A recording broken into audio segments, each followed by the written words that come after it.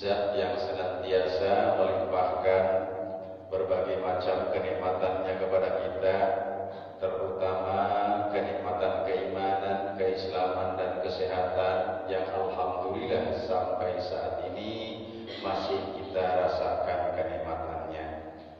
Sholawat wa salam ai makrunatan bitta'lim, semoga tercurah kepada junjungan kita baginda yang mulia Rasulullah Muhammad sallallahu alaihi wasallam, para keluarga, para sahabat dan para pengikutnya, termasuk kita yang hadir di tempat yang berbahagia ini. Amin amin ya Allah ya rabbal alamin. Tadi lupa untuk para tahuni-tahuni yang berbahagia, inilah kampung Cikadi, mudah-mudahan betah. Siapa tahu nanti dapat gondola dari Cikadi. Amin ya. Amin ya Allah ya rabbal alamin. Hadirin ma'asyiral muslimin rahimakumullah, tidak terasa perjalanan waktu barangkali kita sudah memasuki bulan Sya'ban. Bulan Rawah ya Bu ya. Bulan Rawah. Sebentar lagi bulan Ramadan. Pada bulan Ramadan semua dosa dilebur. Kenapa dilebur? Karena salah satu sifat dari Allah Subhanahu wa taala, Allah memiliki sifat yang tercantum di dalam Asmaul Husna yang namanya bukan Al-Ghazali, bukan. Iya, namanya Al-Ghafur, ya. Iya, Pak Haji Ujangnya aja katanya baru tahun bang sudah nanya kata Bu Haji.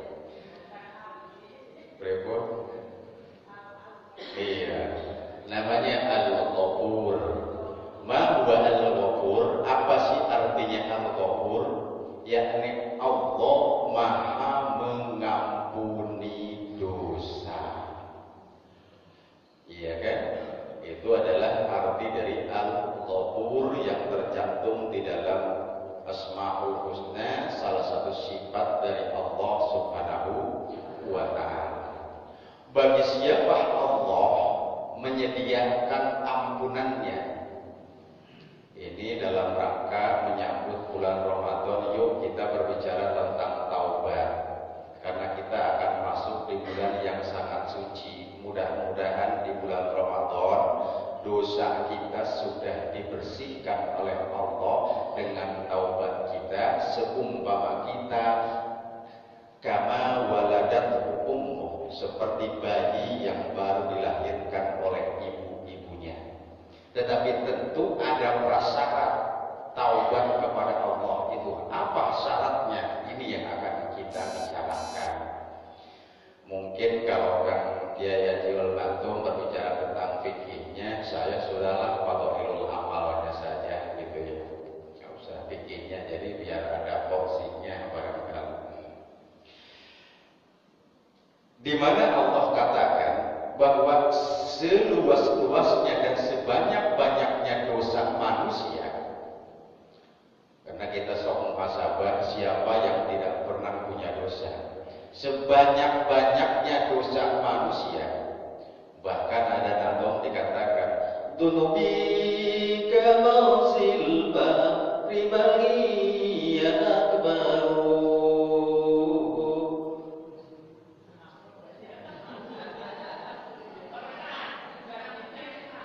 Gak ngerti.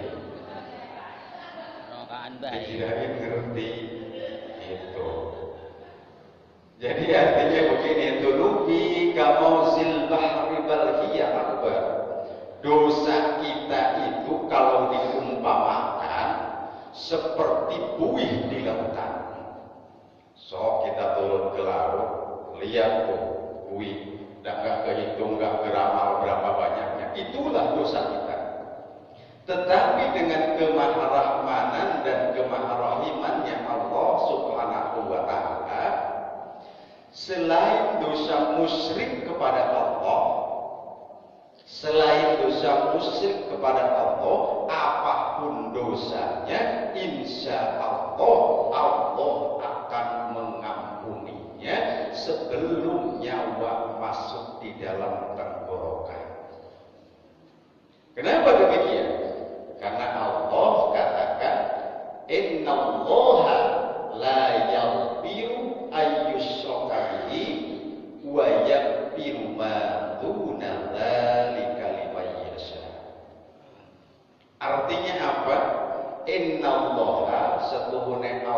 Subhanahu wa taala, la yaghfiru, Allah boten mengampuni, la yaghfiru adzunuba maring dosa, adzunuba ya, innallaha la yaghfiru ayyusyraka, dosa syirik kepada Allah Subhanahu wa taala, wa yaghfiru, dan Allah akan mengampuni dosa apapun, liman yasha, kepada orang-orang yang dikehendaki oleh Allah Subhanahu wa taala. Jadi inilah Islam. Berapa banyak pun dosa kita, asal kita mau bertaubat kepada Allah dengan kemaharahmanan dan kemaharahimannya, Allah pasti akan mengampuni dosa umat manusia. Tetapi tadi dikatakan Allah akan mengampuni dosa itu kalau manusia mau untuk bertaubat kepada Allah, malam yughfir. Apa artinya? Allah akan mengampuni dosa manusia yang bertaubat kepada Allah jikalau manusia itu bertaubat sebelum nyawanya berada di dalam tenggorokan, dalam pengertian syahratul maut. Berapa banyak pun dosa kita, insya Allah, selama kita masih diberikan kesehatan, nyawa belum malam yughfir tadi, sebelum ada di dalam tenggorokan, Allah pasti akan mengampuni kalau manusia itu mau bertaubat kepada Allah Subhanahu wa taala. Lalu pertanyaan bagi kita, ma huwa taubat? Apa sih taubat itu? Itu kadang-kadang kan kita familiar, sering mendengar tobat, sirakan urip itu cepetan ke tobat, bukan keburu kiamat sih deh. Anu janjang si tobat, bukan keburu anu, itu tobat. Apa sih tobat itu? Pokoknya mah tobat. Yang namanya tobat menurut para ulama dalam istilah syar'i dalam agama Islam, kata taubat itu berasal dari kata masdar taba yatubu taubatan. Halo? Taba yatubu taubatan. Apa artinya? Yakni arti sepintasnya adalah kembali. Itu adalah taubat menurut bahasa dalam istilah syar'i. Kembali bagaimana maksudnya? Contoh misalkan kita mau jalan ke, taruhlah kita mau jalan ke PCI. Jalan ke PCI bulan puasa, karena maklum bangunnya jam 2 misalkan, kita ngantuk. Naik mobil dari sini kebetulan sampai Cilegon, dari Cilegon lewat naik mobil PCI, naik angkot. Tujuannya ke PCI tapi belum, kita ketiduran. Nah, nyampe ke Serang, dilanjut apa harus balik lagi? Ya balik lagi, karena tujuan kita itu ke PCI. Nah, itulah taubat. Kalau kita sudah salah jalan, maka kita harus kembali lagi kepada tujuan kita. Itu adalah taubat yang dapat Allah. Kalau kita terusin, kita malah nyampe ke Serang, naik lagi mobil ke Jakarta, itu mah adoran kata gue. Bahaya. Ya, maknanya yang namanya taubat itu adalah kembali. Maka menurut para ulama, yang namanya taubat secara syara itu adalah anibu ilallah, kembali kepada Allah, dari salah kembali ke benar, dari tidak benar kembali ke benar, dari menyimpang dari aturan agama kembali kepada aturan agama, dari tidak bertakwa kepada bertakwa, dari bertakwa kepada semakin bertakwa. Itu adalah makna taubat. Yang namanya taubat itu kembali ke jalan Allah Subhanahu wa Ta'ala dengan hidup menyusuri aturan-aturan Allah yang termuat di dalam Al-Quran dan As-Sunnah atau hadisnya Rasulullah Muhammad Sallallahu Alaihi Wasallam. Itu adalah taubat. Karena kita pahami betul betapa pentingnya taubat kepada Allah, tidak ada satu manusia pun yang bersih dari dosa. Karena ada istilah di mana kan Pak Angdarul dalam hadis itu dikatakan al-insan mahalun khoto'i wan nisyan. Sesungguhnya manusia itu tempatnya salah dan lupa. Tetapi ada lagi hadis Rasulullah katakan bahwa manusia yang paling bagus ketika berdosa adalah tawwabuna, mereka bertaubat kepada Allah Subhanahu wa Ta'ala.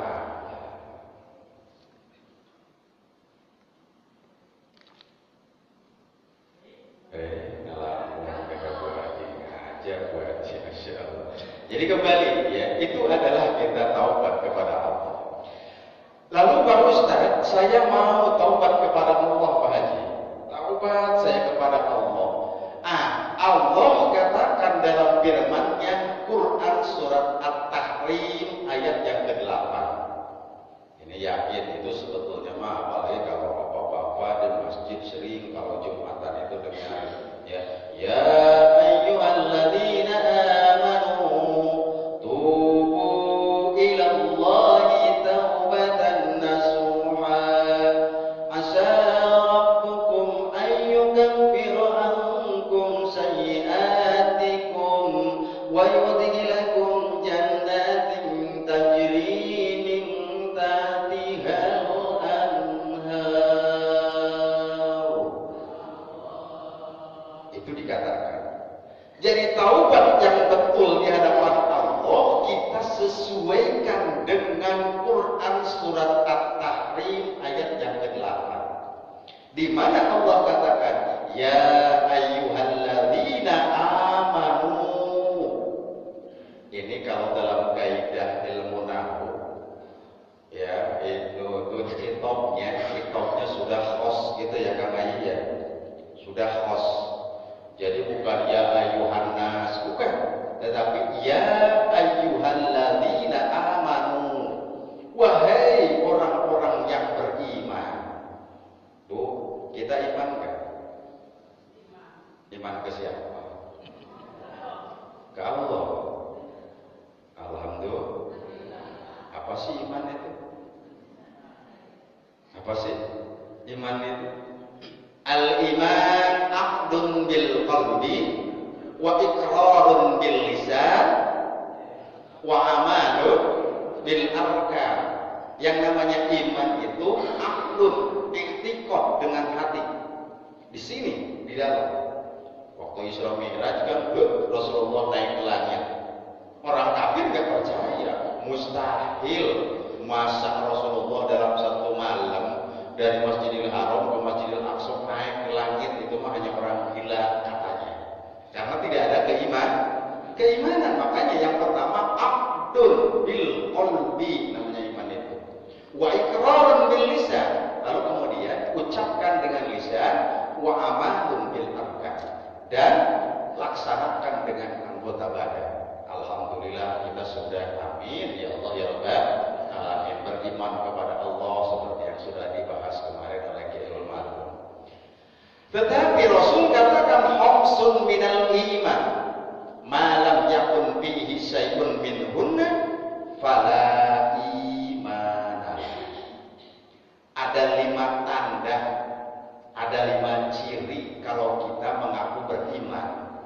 Kalau tidak ada 5 ciri itu di dalam diri kita, maka jangan dengan bangga mengaku beriman kepada Allah dan lainnya yang tercantum di dalam arkanul iman.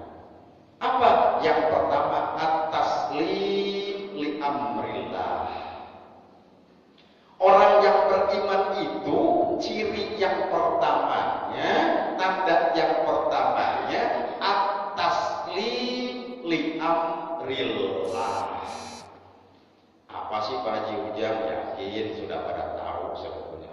Ya ini mah bukan ngajarin berenang kemeri, bukan, apalagi manjat ke monyet, bukan maksud ngegaramin air di laut, bukan. Ini mah dalam rangka watawasau bil haqqi watawasau bis sabr. Ta'awanu 'alal birri wat taqwa wa la ta'awanu 'alal ismi wal udwan. Ya, yang pertama at-taslim. Apa at-taslim itu? Tunduk dan patuh akan seluruh ketentuan dari Allah Subhanahu wa taala. Dalam setiap aspek hidup kita.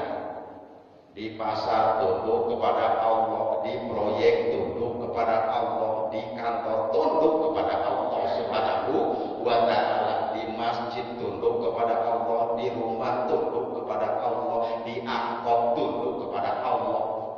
Ustaz, bagaimana tunduk di angkot nih? Kadang-kadang Abu Haji kalau naik angkot tuh, Masya Allah, ada anak-anak SMA gitu ya, roknya itu cuma 3 jari di atas lutut, kadang-kadang hari nggak dilihat sayang, dilihat dosa, orang beda itu katanya. Nah itu artinya apa? At-taslim, tunduk.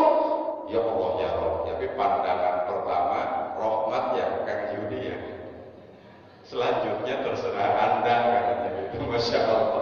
Tetapi yang penting jangan ngedip, pokoknya melotot aja, jangan ngedip-ngedip katanya kan. Ya jangan. Kalau kita merasa tunduk kepada Allah, semua ada aturan syar'i di dalamnya. Dalam hubungan suami istri ada tuntunan syar'i. Ada lagi hubungan antar anak dengan orang tua, ada tuntunan syar'inya. Anak terhadap orang tua, jangan mentang-mentang orang tuanya umur 90 tahun sudah nggak bisa apa-apa, kerjanya tidur di kamar, bahkan buang segala-gala di kamar. Kita sebagai anaknya Pak model baik apa pamit, astagfirullahaladzim. Jangan. Kenapa? Allah katakan fala taqul lahuma uffin wa la tanharhuma wa qul lahuma qawlan karima. Jelas Allah katakan, Masya Allah, kadang-kadang kita, ya Allah, ini aturan syariat harus kita terapkan di sana. At-taslim, tunduk, patuh kepada aturan Allah Subhanahu wa taala. Allah katakan fala taqul lahuma uffin, terhadap orang tua. Ini kebetulan ada taruna-taruni, karena mereka itu kan calon-calon pemimpin masa depan, insyaallah, amin. Calon-calon jenderal, amin. Amin ya Allah ya Rabbal alamin. Tapi tetap nanti walaupun Ibu Megawati dulu presiden, itu di kantor, di rumah mah tetap saja ar-rijalu qawwamuna 'alan nisa. Insya Allah, mudah-mudahan diluluskan dengan baik, amin. Amin ya Allah ya Rabbal alamin. Tidak ada halangan-halungan, hambatan di sininya, amin. Dan yang paling pokok nanti insya Allah mendapatkan jodoh yang solehah. Aminnya yang kenceng atau Ibu Taruna calonnya. At-taslimu li amrillah. Itu orang beriman tadi. Ya ayyuhalladzina amanu at-taslim li amrillah. Lalu tandanya kalau kita belum tunduk kepada aturan Allah, di Quran dikatakan misalkan apapun juga dijelaskan dalam Al-Quran, apa yang di Al-Quran tidak ada, maka harus kita ikuti dalam Al-Quran. Dalam setiap aspek kehidupan kita, di pasar kita lagi jualan, terapkan hukum syar'i di dalamnya. Ya kan, kalau di pasar-pasar di kota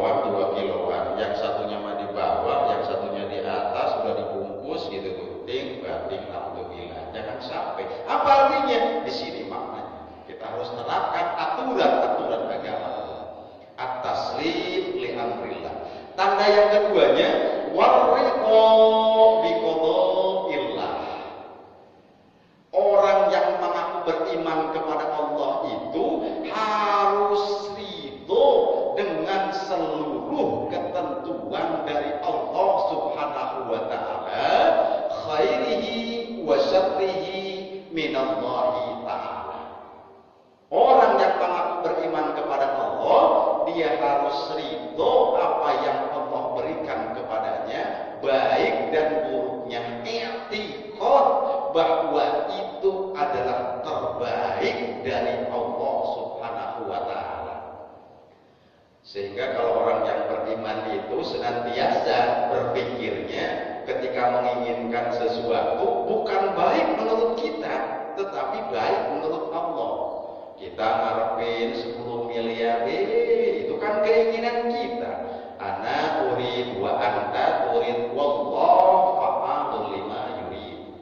Semuanya adalah ketentuan dari Allah Subhanahu wa taala. Yakini di sana. Sampai jam 9. Ini baru pembukaan. Kan kemudian ini baru pembukaan nih, masya Allah. Ya nggak apa-apa lah, ngantuk apa lah. Sok mau tidur nggak apa-apa. Yang penting mah i'tikaf di sini insya Allah. Tapi niat dari luarnya tadi harus niat. Kalau nggak niat nggak dapat pahala. Masuk dari sana depan Allahumma ftahli abwaaba rahmatik, beres cukup segitu. Lalu kemudian duduk di sini langsung niat nawaitul an a'taqifa fi hadzal masjid lillahi ta'ala. Maka insya Allah malaikat rahmat terus menyaksikan kita. Yang penting niat. Kalau nggak niat mah itu masalah saja kita dengan tidur di dalam kamar. Kenapa? Kan kalau saya niat sesuatu itu tergantung niat. Makanya niatkan di sini. Insya Allah duduknya, ngantuknya juga dapat pahala di depan Allah. Amin ya Allah ya Rabbal alamin. At-taslim wa ridha. Setelah ridha, wa taqwid, berserah diri kepada Allah Subhanahu wa taala. At-taslim wa ridha wa taqwid. Taqwid itu berserah diri kepada Allah. Apa artinya? Bermunajat hanya kepada Allah, meminta sesuatu hanya kepada Allah. Aqdun bil qalbi, iqrar bil lisan, amal bil arkan. Kalau ada orang memberikan rezeki kepada kita, hakikatnya Allah, wasilahnya dia. Kalau kita mampu membantu orang, jangan bangga karena Allah yang memberikan kemampuan kita untuk membantu. Hakikatnya adalah Allah. Kadang-kadang kita malah istilah pertolongan kita, terus premen boka. Kadang-kadang. Nah itu namanya wujud takabur, riya sum'ah. Tidak boleh dalam perilaku kehidupan orang yang beragama Islam. Kenapa? Karena tadi at-taqwid, senantiasa dia berserah diri hanya kepada Allah Subhanahu wa ta'ala. Berserah kepada Allah. Punya masalah keluarga, masalah keuangan, masalah ekonomi, masalah kesusahan hidup, bukan ngadu ke tetangga, bukan ngadu ke siapa-siapa, tapi bermunajat kepada Allah. Apalagi kalau perginya ke dukun lintu, penyakit matu, jangan sampai. Kenapa? Barang siapa orang yang berangkat menuju dukun tukang sihir, maka amaliyah sholatnya 40 hari tidak akan diterima oleh Allah Subhanahu wa taala. Na'udzubillah summa na'udzubillah min dzalik. At-taqwidu li amrillah wa ridha bi qadarillah wa taqwid. Yang keempatnya wa tawakkul 'ala Allah. Orang yang beriman itu tawakal hanya kepada Allah. Tetapi tawakal itu bukan tawakal fatalisme, bahasa kerennya mah apa sih Pak Jujang fatalisme itu? Fatalisme itu jadi pokoknya mah terserah Allah sajalah. Itu adalah tidak boleh kita tawakal seperti itu. Tetapi apa maksudnya? Kalau kita sudah berusaha semaksimal mungkin, hasilnya paling tunggu ilallah. Yang penting usaha kitanya maksimal. Kalau kita sudah berusaha, misalkan jualan secara maksimal mungkin, serahkan hasilnya kepada Allah Subhanahu wa taala. Itu tadi karena tawakal. Makanya kalau kata Kiai Jujun Junaidi, yang nyaman tawakal itu bagaikan kita muger kambing. Biar kambing nggak makanin rumput orang, maka diikat dulu biar tidak makan rumput orang. Kalau kita tawakal, insya Allah kambing mah nggak bakal makanin kebun kacang orang, itu mah tawakalnya tawakal nafsu, nggak jelas. Wa tawakkul 'ala Allah. Yang kelimanya, tanda orang yang beriman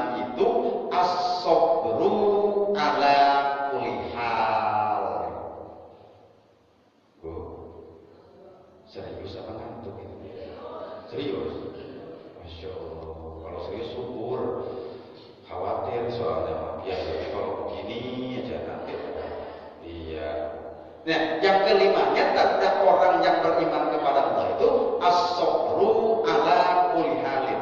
Sabar terhadap berbagai macam persoalan. Ini kalau dibahas apa itu sabar? Bagaimana kita harus bersabar? Dawuh mani gitu. Iya. Sabar itu kadang-kadang ulama mengartikan yang namanya sabar itu tetap tegaknya aturan agama di atas kepentingan hawa nafsu. Apa sabar itu? Tetap tegaknya aturan agama di atas kepentingan hawa nafsu. So, kalau suami macem-macem, kadang-kadang mau berantem, wis pak, bapak bisa, aku lagi bisa pak, tak balas bapak. Itu adalah nak. Tapi aturan agamanya, fala taqul lahuma uffin wa la tanharhuma. Jelas. Itu mah Pak Haji Ujang buat bapak ingat, kalau istri itu setelah dia angkah tuka wajawaz tuka, maka seluruh hak dan tanggung jawabnya sudah pindah ke suami. Maka dengan demikian akhlakiyah terhadap orang tua sama dengan terhadap suami. Kalau begitu, ke orang tua tidak boleh mengatakan wala taqul lahum uffin. Bu, coba sih bapak ki biji dikit semit lah lagi sumen pak. Dosa itu bu. Dosa. Kenapa? Wong bilang saja tidak boleh, apalagi langsung jelas pak. Itu adalah tetap tegak aturan agama di atas kepentingan hawa nafsu. Yang namanya sabar itu macam-macam, terutama sabar di dalam ibadah, sabar ketika kita menghindari kemaksiatan, sabar terhadap hal-hal yang bersifat keduniawian, itu adalah sabar. Jadi sabar itu mencakup semua aspek kehidupan kita. Nah, ayatnya tadi At-Tahrim ayat yang ke-36 itu mengatakan, ya ayyuhalladzina amanu tubu. Jelas di sana maknanya. Perintah dari Allah. Tubu, bertaubatlah kamu kepada Allah. Tubu ilallah, bertaubat kepada Allah Subhanahu wa taala, taubatan nasuha. Dengan taubat yang sungguh-sungguh, dengan taubat yang hakiki, dengan makna taubat yang sebenar-benarnya taubat, sehingga nanti diberikan pahalanya oleh Allah. Asa rabbukum, mudah-mudahan Allah ayyukaffira ankum sayyi'atikum, akan mengampuni, akan mengkifarati, akan menghabiskan, akan menghapuskan dosa-dosa kamu, wa yudkhilakum jannatin tajri min tahtihal anhar, dan kamu akan Allah masukkan ke dalam surganya Allah Subhanahu wa taala yang mengalir di bawahnya sungai-sungai yang sangat indah. Tapi jangan dibayangkan yang namanya surga itu seperti ada virus. Tafakkaru fi khalqillah wa la tafakkaru fi dzatillah. Itu hanya giroh kita, mendorong kita agar mau untuk beramal soleh di hadapan Allah Subhanahu wa taala. Adapun kenikmatannya tidak bisa dibayangkan dengan pikiran, apalagi dilihat dengan mata, tidak bisa diraba dengan kulit, tidak bisa didengar oleh pendengaran. Itu adalah kenikmatan surga. Bagaimana? Sok mangga katuran duluan. Kalau mau tahu duluan, sok mangga katuran. Nanti saya belakangan. Kan kuliah ya. Saya dulu apa kamu dulu? Lanjut bu. Lanjut. Nah, jadi kalau begitu menurut Quran surat At-Taubah ayat yang ke-8 tadi, syarat mutlak untuk mendapatkan surganya Allah, jannati atin tajri min tahtihal anhar tadi adalah taubatan nasuha, yakni taubat yang sungguh-sungguh. Ini lalu pertanyaan bagi kita, Pak Haji Ujang, saya ingin taubat, kan memang ada natonya juga kan memang. Kalau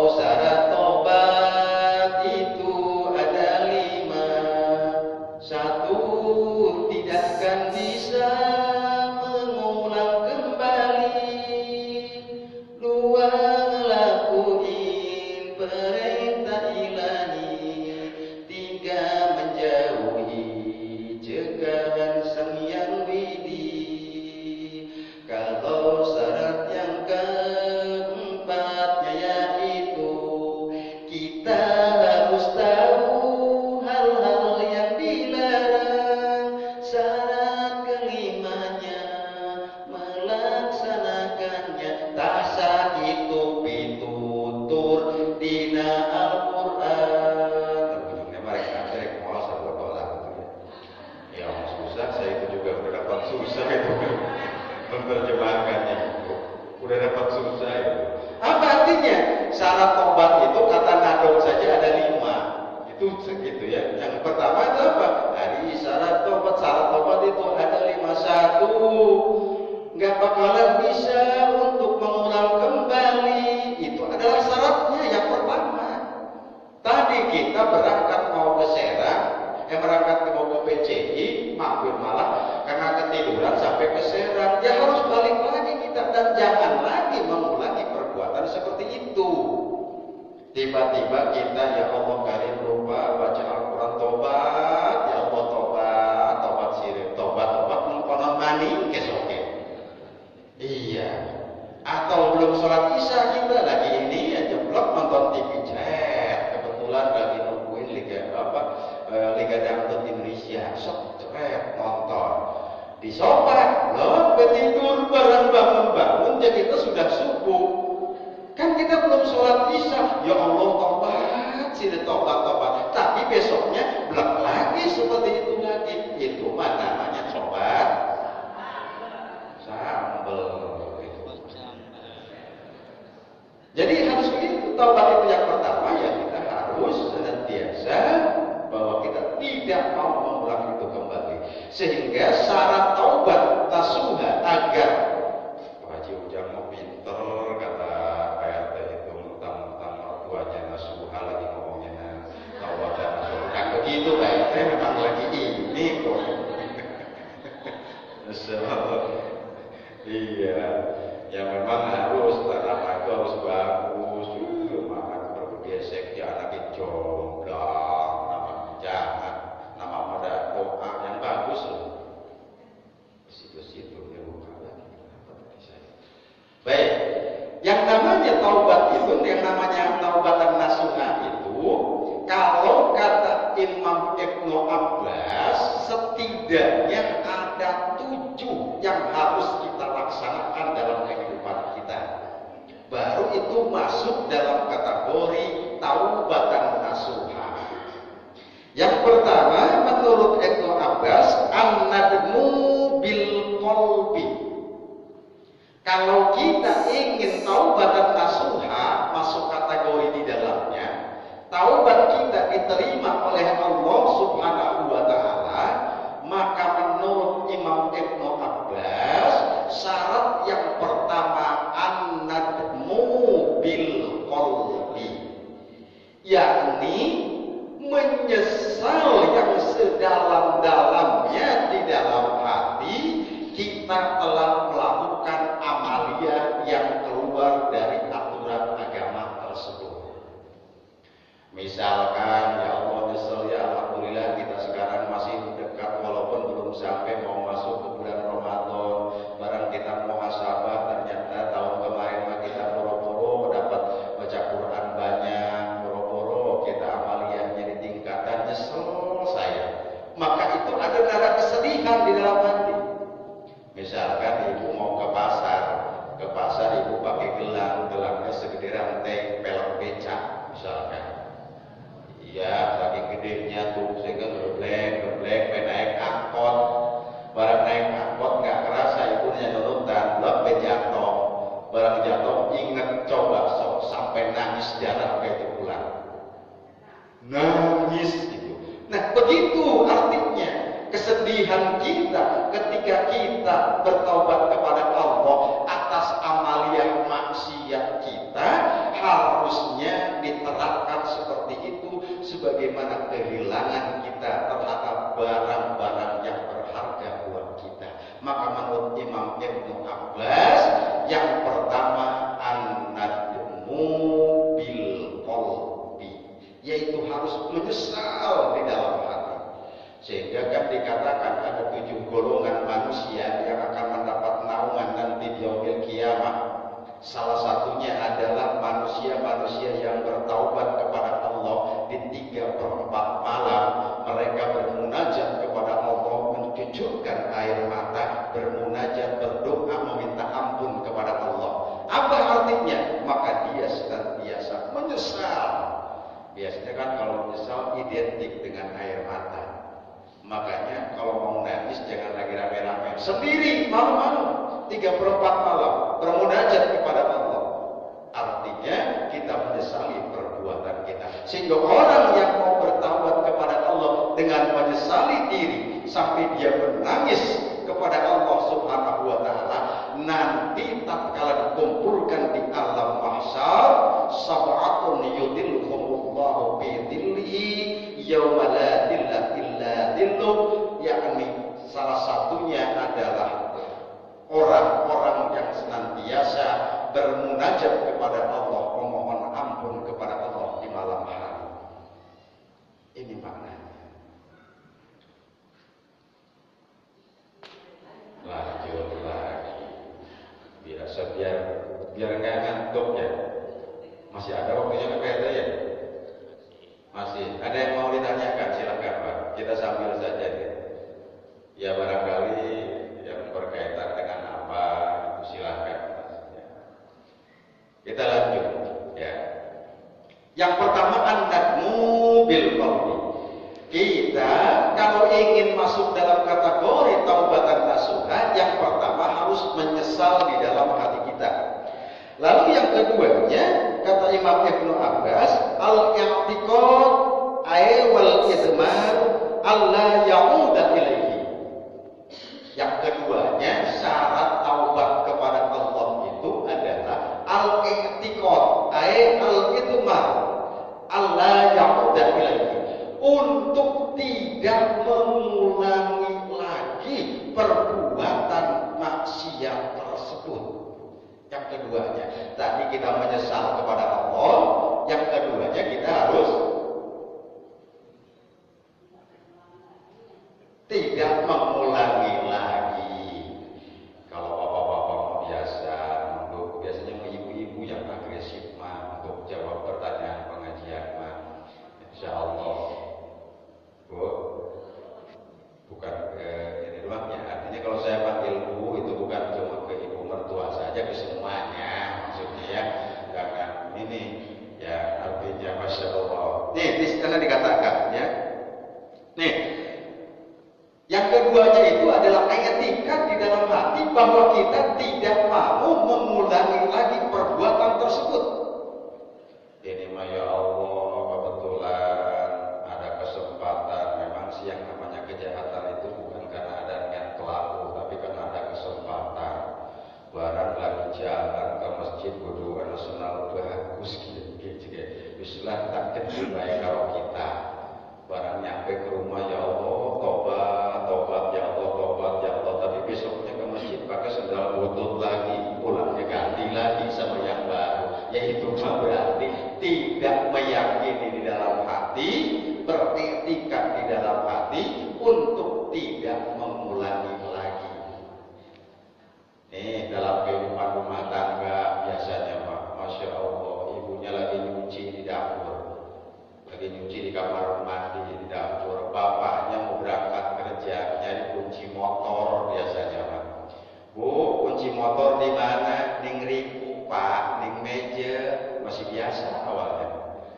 Ya, barang dicari-cari kok gak ketemu, kata si bapak nanya lagi, Bu, di mana sih? Sudah naik tuh bahasanya juga. Ning riku Pak, ning riku, masa si motor ketinggalan?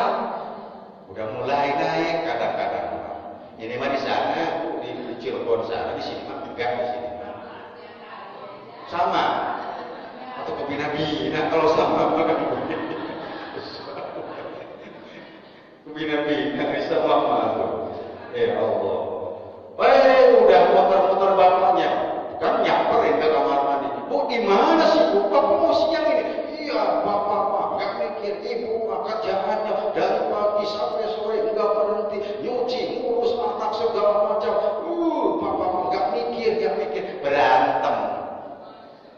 Dari kunci motor biasanya, dari kunci motor berangkat bapaknya kerja, wes muhasabah ibu-ibu di rumah. Ya Allah, tadi teh saya dosa, berarti seperti itu ya Allah. Tobat ya Allah, tobat. Saya nggak mau ulangi lagi, ya Allah nggak mau ulangi lagi. Pagi-paginya mau kasih begitu, barang datang lagi suaminya, itu nggak hilang-hilang keselnya, nyerobot lagi, lakinya mah 1 kata, istrinya mah 40 kalimat. Masya Allah. Ini maksudnya. Nah, kalau orang beriman kepada Allah, taubat dan nasuha kepada Allah, janji bahwa saya tidak akan mengulangi perbuatan itu lagi. Kapok saya, bahkan bila perlu menggaris tanah, bakal mati sudah kita mengkorban-korban. Udah janji kepada Allah artinya.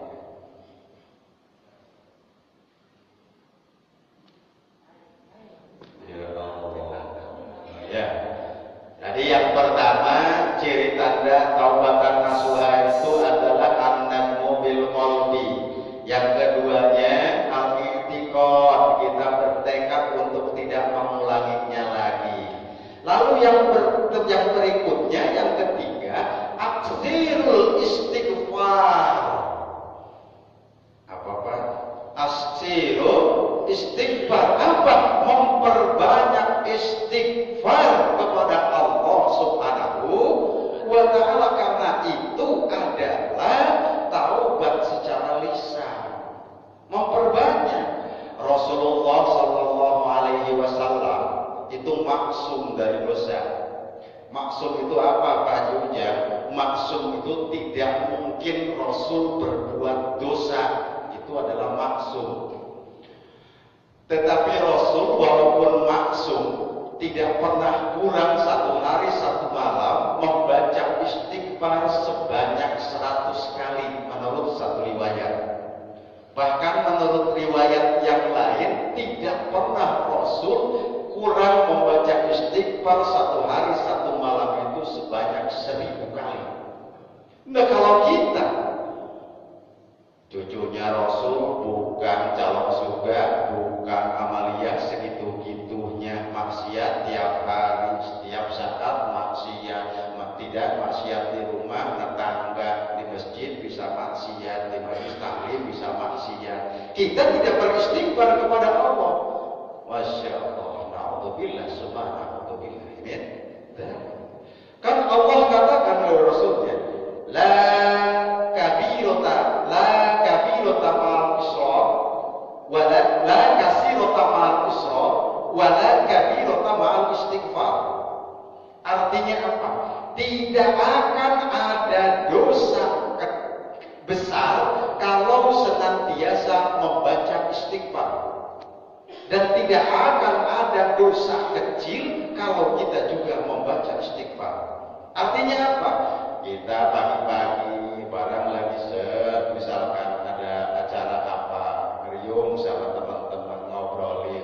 Awalnya mah ngobrol bagus, ujungnya dari gibah muncul ke kita. Pagi-paginya zuhur dibersihkan, astagfirullahaladzim, astagfirullahaladzim, bersih lagi kita, sehingga la saghirata ma'al isra, tidak akan ada dosa kecil kalau dilakukan secara terus-menerus.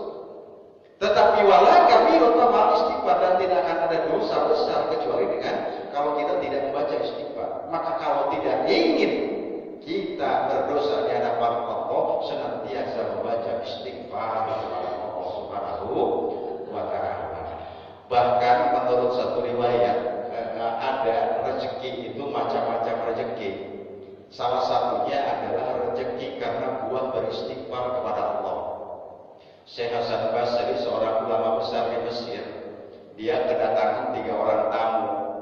3 orang tamu. Yang pertama, dia menuntut ilmu tapi tidak mendapatkan ilmu sudah lama. Yang kedua, dia sudah usaha maksimal tetapi tidak mendapatkan hasil yang baik. Yang ketiga, dia sudah menikah lama tapi belum dikasih keturunan oleh Allah. Ngadu ke Hasan Basri, seorang ulama besar. Ya Syekh, kata tamu-tamu tadi, saya sudah nikah sekian puluh tahun belum dikasih keturunan. Kenapa ya Syekh? Jawab Syekh Hasan Basri, perbanyaklah baca istighfar. Lalu kemudian tamu yang kedua, Syekh, saya berjualan, tetapi jualan saya begini aja, tolong berikan saya amalan. Lalu kemudian Syekh Hasan Basri memberikan lagi, perbanyaklah istighfar. Lalu kemudian yang ketiganya, ya Syekh, saya sudah nyantren, saya sudah sekolah sekian puluh tahun, tapi kok rasanya ilmu saya nggak dapat. Kenapa ya Syekh? Lalu dijawab lagi sama Syekh Hasan Basri, perbanyaklah baca istighfar. Setelah pulang, tamu-tamunya, istrinya Syekh Hasan Basri nyamperin, bertanya ke Syekh Hasan Basri, ya Syekh, kenapa setiap permasalahan seperti itu jawab kau, jawab baginda, jawab Syekh, dijawabnya cuma membaca istighfar. Lalu Syekh Hasan Basri membaca ayat Istaghfiru rabbakum innahu kana ghafara yursili samaa alaikum midrara ila akhir ayat. Istaghfiru, beristighfarlah kamu. Rabbakum, kepada Tuhanmu, kepada Allah. Istaghfiru rabbakum innahu kana ghafara, sesungguhnya Allah akan mengampuni. Yursili samaa alaikum midrar, maka Allah akan menurunkan dari langit berkah dengan berbagai macam keberkahan hidup. Amin ya Allah ya Rabbal alamin. Jadi jelas itu ayat Quran. Quran itu kan mutlak muqayyad, mengikat terhadap kita, percaya terhadap Al-Quran, iman kita. Sedikit saja menggeser keimanan kita terhadap Al-Quran, murtad kita kepada Allah. Al-Quran katakan istaghfiru rabbakum innahu kana ghafara. Itu adalah ayat. Kalau kita tidak percaya itu, murtad kita kepada Allah. Na'udzubillah, summa na'udzubillah min dzalik. Yang ketiganya tadi dikatakan, kita harus senantiasa memperbanyak istighfar atau dawamul istighfar. Ya minimal habis sholat lah, minimal 33 kali. Gak kuat 33, ya 100 sekian kali. Itu gak kuat 100, naikin kita. Apalagi kan istighfar dari umur sudah 40 tahun ke atas, mau ngapain lagi? Duit juga gak terlalu penting, bagi yang gak penting mah.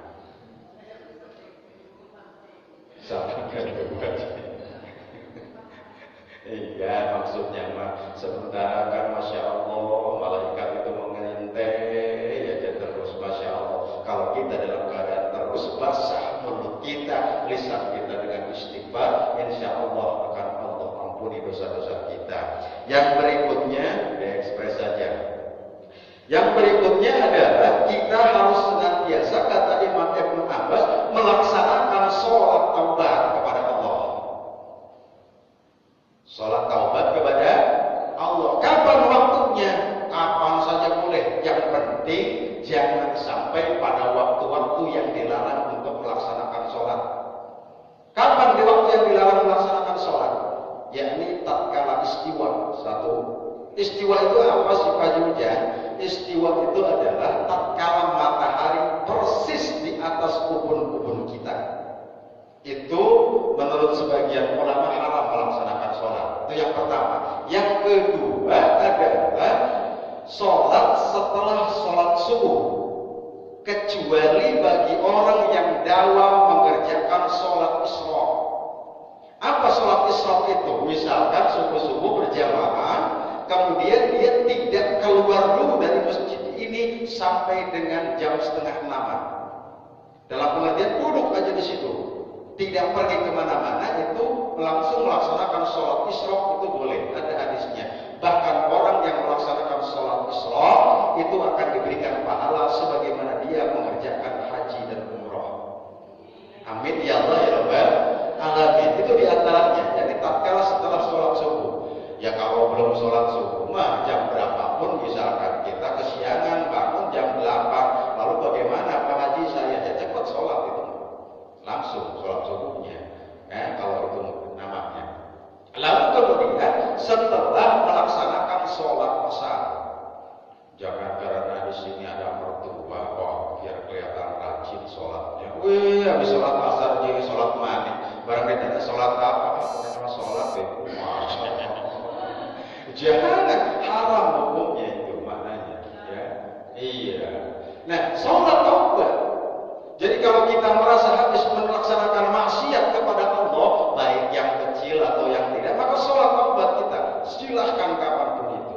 Mau 2 rakaat boleh, mau 4 rakaat boleh, mau 8 rakaat silahkan. Yang penting setiap 2 rakaat harus disertai dengan salam. Tidak boleh langsung 8 atau 28 rakaat satu salam, tidak boleh. Ya, makanya. Yang kedua itu adalah bisa. Lalu rakaatnya bagaimana Pak Haji? Rakaatnya biasa, rakaat seperti kita sholat biasa, cuma fadilahnya diutamakan bacaan yang pertama adalah surat Al-Kafirun. Ya, kadang-kadang melibat itu surat Al-Kafirun itu. Makanya menurut Imam Al-Ghazali, kalau kita ingin dimudahkan membaca Quran dan menghafal ayat-ayat Quran, maka target yang pertama hafalkanlah surat Al-Kafirun. Maka kalau sudah hafal surat Al-Kafirun, insya Allah dimudahkan oleh Allah Subhanahu wa Ta'ala. Amin ya Allah ya Rabbal Alamin. Ya, kita mah sudah, anak-anak kita, keturunan kita, itu maksud. Kalau kita mah insya Allah tinggal 10 menit lagi di ekspres kan. Ya. Nah, itu tadi ya. Rakaatnya biasa saja. Silahkan kapanpun saja. Ustaz, saya boleh mengerjakan sholat taubatnya setiap waktu. Silahkan. Yang penting pas saat-saat waktu yang tidak dilarang untuk mengerjakan sholat. Jadi tadi diantaranya itu, ya. Yang berikutnya kata Imam Ibnu Abbas, yang kelimanya adalah kalau kita ingin mendapatkan taubatan nasuha dari taubat yang kita laksanakan, menurut Imam Ibnu Abbas harus melaksanakan ad-dzunubul matrukah. Apa itu ad-dzunubul matrukah? Yakni melepaskan hak-haknya adami. Oh, paham betul? Melepaskan hak-hak adami. Maknanya begini, kan dosa itu ada yang langsung kepada Allah, ada yang ada hubungannya dengan sesama manusia. Kalau langsung kepada Allah, sholat taubat, baca istighfar, baca Quran, wa'at bi'isya'i'atal hasanata tamuha. Ikuti perbuatan jelek itu dengan perbuatan baik. Kita ketinggalan sholat taubat kepada Allah, insya Allah diterima. Tetapi dosa itu ada satu lagi yang ada hubungannya dengan sesama manusia. Allah tidak akan mengampuni dosa kita yang ada hubungannya dengan sesama manusia kalau kita tidak minta maaf dulu terhadap sesama manusia. Ini yang berat bagi kita kadang-kadang. Sehingga kan tidak salah dikatakan innallaha yanzuru ila ummati birrahmah illal arba'ah mudmiru khamrin wa qatimur rahimah wa aqul walidayhi wa qatimur rahimah wa musyahidun. Orang yang 3 hari tidak bertanya dengan tetangga karena ada persoalan, itu tidak dipandang dengan rahmat oleh Allah Subhanahu wa Ta'ala. Misalkan ada persoalan dengan tetangga, entah dari masalah anak atau masalah apa, sampai berbulan-bulan sudah 3 kali lebaran, 3 kali puasa tidak bertanya sama tetangga, maka itu hukumnya tidak diberikan rahmat oleh Allah Subhanahu wa Ta'ala. Ini mustahil Allah akan mengampuni dosa kita kalau kita tidak meminta maaf dulu kepada sesama manusianya. Misalkan ibu-ibu, lagi-lagi ibu-ibu mencontoh aja, tahun lalu atau minggu kemarin lagi kehabisan uang belanja, ada kantong celana suami ngegantung di kastok. Misalkan ini yang pengalaman sok dipikir-pikir dewek. Nanti jangan lagi begitu. Nyari buku barang dibuka aja, ning dompetnya kata biji satu sandoang, lah wis piye ngejukut ge telung lembar ora keciri juga.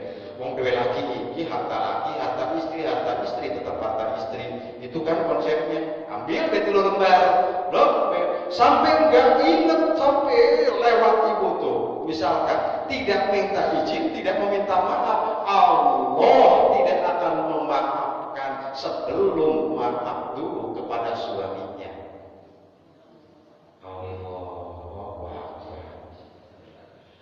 Dan paling pokok, kata Imam Al-Ghazali, harus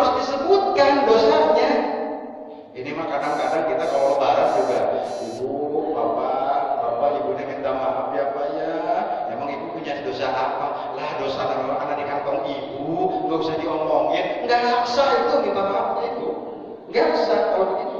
Harus disebutkan. Pak, tanggal sekian, kalau ingat tanggalnya, bulan anu, ibu tuh ngambil uang 300.000 buat belanja karena kekurangan. Yang 200 dipakai belanja, yang 100 kebetulan lipstick habis. Lipstick habis, dibeli lipstick kan buat bapak juga. Itu udah. Iya, itu sudah. Ya, ad-dzunubul matruka. Yang paling berat sok muhasabah kita. Usia kita 17 tahun, 18 tahun, 20 tahun, pulang sekolah, ada pohon mangga orang diserimpung, jatuh dimakan oleh kita. Yo, pengalaman itu. Kalau kita tidak mengabdu minta maaf pada orang yang punya pohon mangga tadi, mustahil Allah akan mengampuninya. Maka besok ingat-ingat kita muhasabah. Cari itu yang punya pohonnya itu. Dicari. Ustaz, kalau nggak ada bagaimana ya? Nah, ini dikatakan kalau sudah tidak ada harus dicari dulu, dicari ahli warisnya. Harga mangga tahun misalkan 78, satunya itu 25 perak. Maka itu yang 25 perak itu harus diserahkan kepada ahli warisnya. Ahli warisnya tidak ada, maka itu harus diserahkan kepada badan amil zakat. Apa artinya? Ke mustahik zakat, ke masjid, silakan diserahkan atau ke fakir miskin. Tinggal 5 menit lagi. Ada yang mau tanya silakan.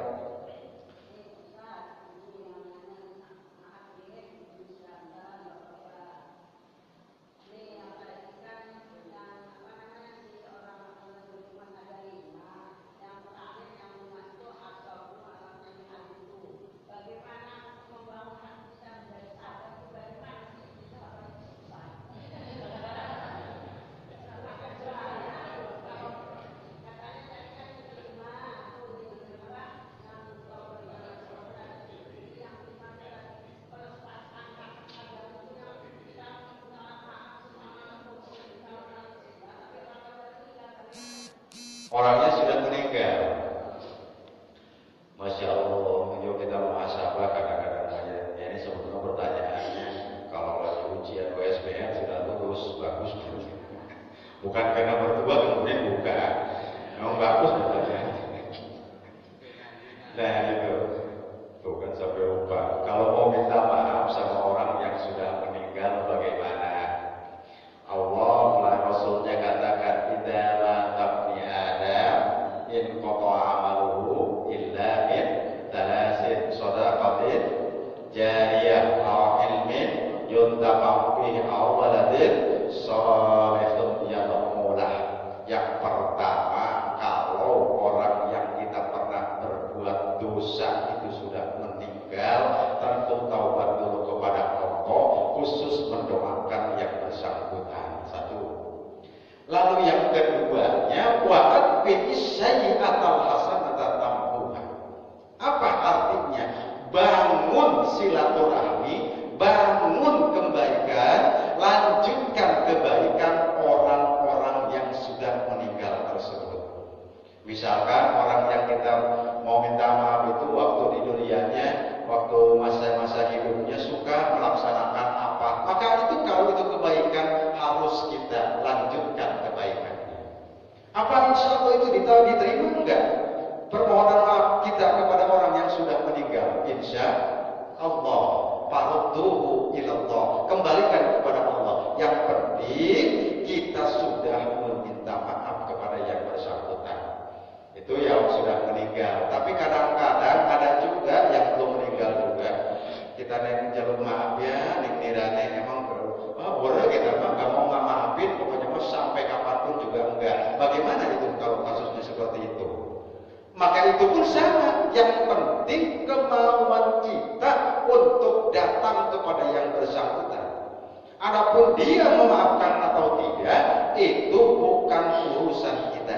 Innaka la tahdi man ahbabta walakinnallaha yahdi may yasha.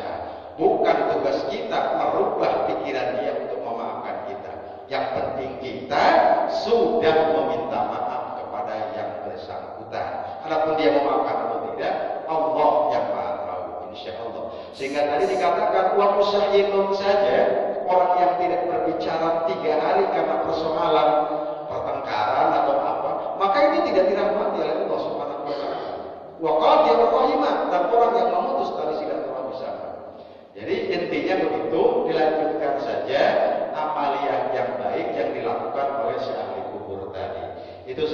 barangkali yang dapat saya sampaikan.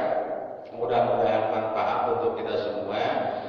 Amin ya Allah ya Rabbal Alamin. Mudah-mudahan kita diberikan kekuatan oleh Allah untuk senantiasa melaksanakan amar ma'ruf nahi munkar, untuk mencegah hal-hal yang munkar dan mendirikan hal-hal yang ma'ruf. Mudah-mudahan apa yang kita lakukan menjadi saksi nanti di yaumil qiyamah. Amin ya Allah ya Rabbal Alamin. Benarnya yang saya sampaikan itu murni hidayah dari Allah Subhanahu wa taala, berkah dari guru-guru saya. Mudah-mudahan mereka mendapatkan tempat yang layak di sisi Allah Subhanahu wa taala. Salahnya yang saya sampaikan itu murni dari mulut saya dan dari syaitan laknatullah.